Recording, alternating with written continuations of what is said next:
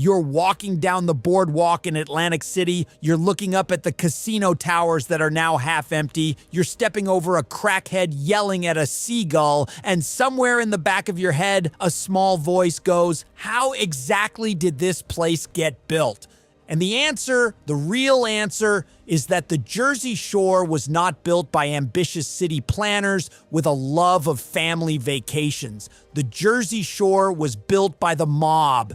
The boardwalk you're walking on, the casinos, the unions that poured the concrete the casinos are made of, all of it has the fingerprints of organized crime on it going back over 100 years.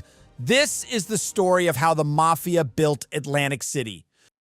To understand any of this, you have to start with one guy, a man by the name of Enoch Nucky Johnson. If that name sounds familiar, it's because HBO based an entire show on him called Boardwalk Empire, and Steve Buscemi spent 5 seasons playing a slightly more murdery version of this man. The real Nucky was bigger than Buscemi. 6'1", 230 pounds, walked around in tailored suits with a fresh red carnation in his lapel, and lived on the entire 9th floor of the Ritz-Carlton on the boardwalk. He owned a powder blue Rolls-Royce Silver Ghost, and he was arguably the most conspicuous human being in the state of New Jersey. Nobody could touch him for 30 years. Growing up, Nucky's father was the sheriff of Atlantic County. Nucky then became sheriff in 1908 because the easiest way to become sheriff is to be the son of the sheriff. He became county treasurer in 1914 and just stayed there until 1941 because nobody ever beat him in an election because Nucky decided what an election was. He runs the entire Republican political machine in South Jersey. He is the political machine. He is also, on the side, running the bootlegging, gambling, prostitution, and the protection rackets out of Atlantic City. Atlantic City, before Nucky, was already a vice town. The city's leadership had openly decided years earlier that the only way to keep tourists coming to a beach in October was to give them stuff that was illegal elsewhere. Drinking on Sundays, illegal in New Jersey, allowed in Atlantic City. Gambling, illegal everywhere, allowed in Atlantic City. Prostitution, same story. The city literally said, we're gonna be the place where the rules don't apply, because if we're not, we're just a dead beach with cold water. So when Prohibition officially kicked in nationally in January 1920, Atlantic City basically said, not a chance in hell.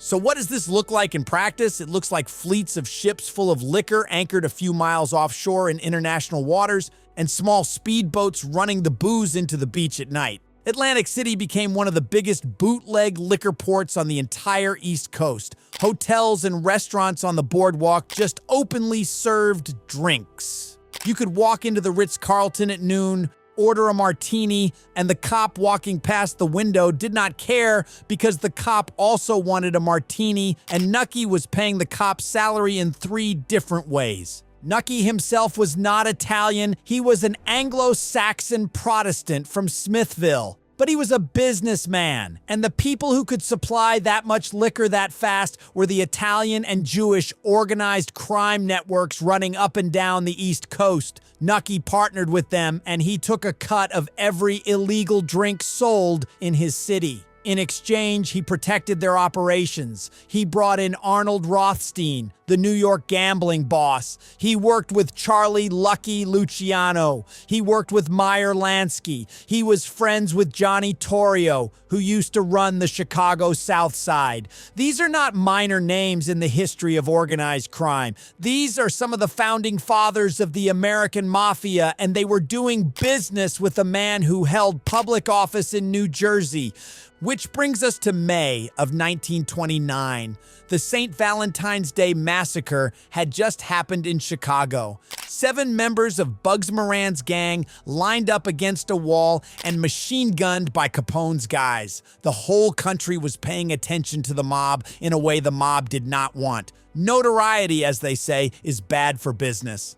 So somebody had to host a meeting to calm everything down.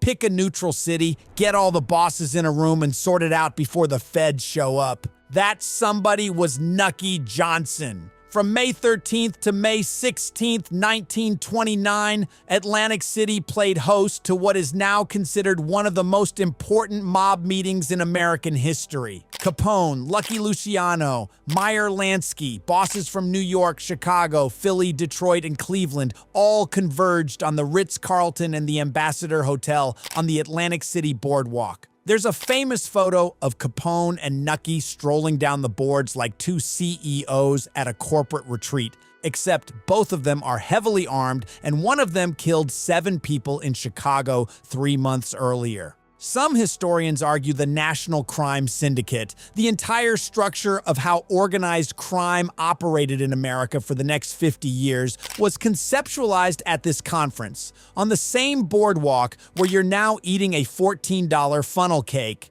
But Nucky didn't last forever. The feds eventually got him on tax evasion in 1941. They could never pin him on anything actually criminal, so they did the Capone special, counted his rent payments, counted the towels in his brothels to estimate how many customers were going through, and gave him 10 years. He served 4, came out, lived quietly, and died in a nursing home in 1968 at age 85. The man basically got away with it, which would normally be where the story ends. Except it doesn't, because Atlantic City just kept being Atlantic City. After Prohibition ended in 1933, the booze part of the operation went legal, but the rest of the vice never left. It just got fancier. The 1940s and 50s in Atlantic City were the Skinny D'Amato years. Skinny was a guy named Paul D'Amato, who ran a nightclub called the 500 Club on Missouri Avenue. And the 500 Club was where Frank Sinatra hung out, where Dean Martin and Jerry Lewis first performed together as a duo, and where Sammy Davis Jr. got his start. Sinatra called Skinny the Ziegfeld of saloon keepers. The FBI called him a lieutenant of Sam Giancana of the Chicago outfit. Both could be true. Both probably were.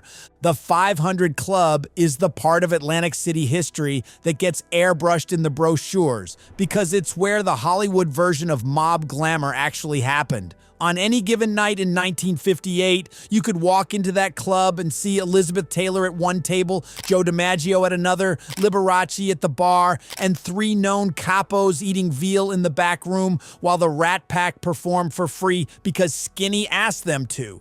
Vegas was learning from Atlantic City at this point. The illegal casinos in the back rooms of AC nightclubs in the 1950s were the model that Lansky and Siegel scaled up in the desert. Then, perhaps predictably, Atlantic City fell apart. The interstate highway system meant people stopped taking the train down. Air travel meant rich people went to Miami or the Caribbean instead. By the 1960s and into the 70s, Atlantic City was a ghost town of boarded-up hotels. The 500 Club burned down in 1973, which felt like the official funeral of the old Atlantic City. The political machine, which by then had passed from Nucky to a state senator named Frank Hap Farley, finally lost in 1971. The town was done, over with, until somebody had a brilliant idea. In 1976, New Jersey voters approved a referendum legalizing casino gambling, but only in Atlantic City. The first casino, Resorts International, opened in 1978, and the gold rush was on. Now, if you think the mafia was going to sit out a gold rush happening on land they had run for 60 years, you have not been paying attention to this video. The Philadelphia crime family, often called the Bruno family after their longtime boss Angelo Bruno, had treated South Jersey, including Atlantic City, as their territory since the 1920s. Bruno was nicknamed the Gentle Don because he ran his operation diplomatically, made money quietly, and avoided violence whenever possible. When the casinos came in, Bruno had a problem. New York's 5 families wanted in. There was too much money flowing through Atlantic City for the New York bosses to ignore it. Bruno, being a diplomat, allowed it. He let the Genovese, the Gambinos, everyone to take a piece. This is one of the reasons his own guys eventually killed him. On March 21st, 1980, Angelo Bruno was sitting in a Cadillac on Snyder Avenue in Philadelphia, eating, and somebody walked up to the passenger window and shot him in the head with a shotgun. Some of his own people had decided he was being too generous to the New Yorkers and not aggressive enough about the Atlantic City money. What followed was a power vacuum filled by one of the most violent and unstable bosses in American mob history, Nicodemo Little Nicky Scarfo. Scarfo was 5'4", mean, paranoid, based out of Atlantic City, and unlike Bruno, he did not believe in restraint. Scarfo took over in 1981 after the next boss, Phil Testa, was assassinated by a remote-controlled nail bomb under his front porch. Somebody put a bomb under his Philadelphia Row home and detonated it by remote control. Under Scarfo, the mob did not just take a cut of Atlantic City casinos, they built new ones. Scarfo owned a cement company called Scarf Incorporated, and Scarf poured the foundation concrete for many of Atlantic City's casinos in the late 70s and early 80s, including Trump Plaza. That is publicly documented. The first casino Donald Trump built in Atlantic City was sitting on concrete poured by a cement company owned by the boss of the Philadelphia Mafia. The Trump organization also used 3 other subcontractors with links to the Scarfo family during construction, and Scarfo himself was reportedly seen visiting one of them on the Plaza construction site. The mob's other route in was Local 54, the Bartenders and Hotel Workers Union. Scarfo and his nephew, Crazy Phil Leonetti, treated Local 54 like a personal ATM. Leonetti, who eventually flipped and became a government witness, admitted in his own memoir that the family was pulling $50,000 to $100,000 in cash a month out of the union, and that when one casino president dragged his feet on signing a Local 54 contract, Leonetti sent word that he would personally blow the man's brains out. The contract got signed. Of course it got signed. You know why? We all know why. Meanwhile, up the Parkway in the northern half of the state, an entirely different mob family was running the show. The DeCavalcante crime family, headquartered in Elizabeth, controlled North Jersey from the 1940s onward. They were smaller than the New York Five families, sometimes called the Sixth Family.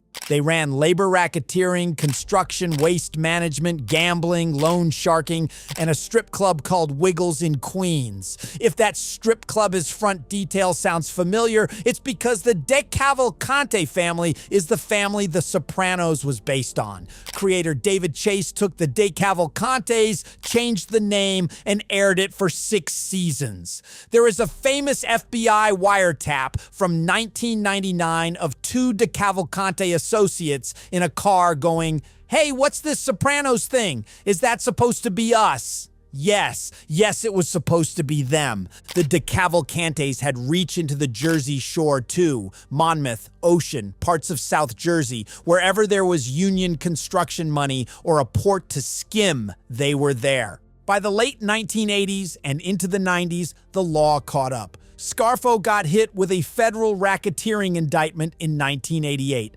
Convicted, sentenced to 55 years. His own nephew, Crazy Phil Leonetti, flipped and testified against him. The DeCavalcantes got dismantled in the early 2000s after a guy named Vincent Vinny Ocean Palermo, who had basically been running the family, became a cooperating witness. By 2005, nearly 50 members and associates of the family were behind bars. The mob influence over Atlantic City casinos got cleaned up too, mostly. The state regulators got more aggressive. The unions got watched more carefully. Pennsylvania casinos opened in 2006, immediately started bleeding Atlantic City's gambling market, and the entire reason the mob cared about AC, that it was the only legal gambling on the East Coast, disappeared. 5 Atlantic City casinos closed between 2014 and 2016. Trump Plaza, the casino built on Scarf Inc. concrete,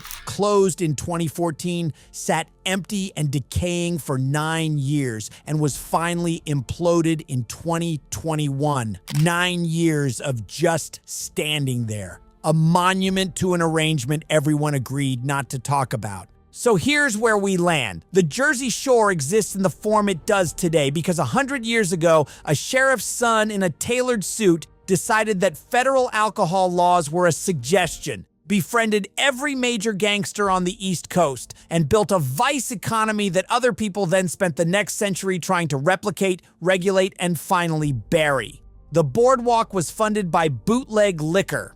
The convention hall was funded by Nucky's machine. The casinos were poured in concrete owned by a mob boss. The TV show Your Dad Won't Shut Up About was based on the guys running the construction sites in your hometown. When you walk the Atlantic City boardwalk in 2026 and look at all the empty buildings and the closed casinos and the off-season silence, what you're really looking at is what happens at the end of an arrangement. The mob built it, the feds broke it, and now it's a monument to 100 years of organized crime. That's the Jersey Shore.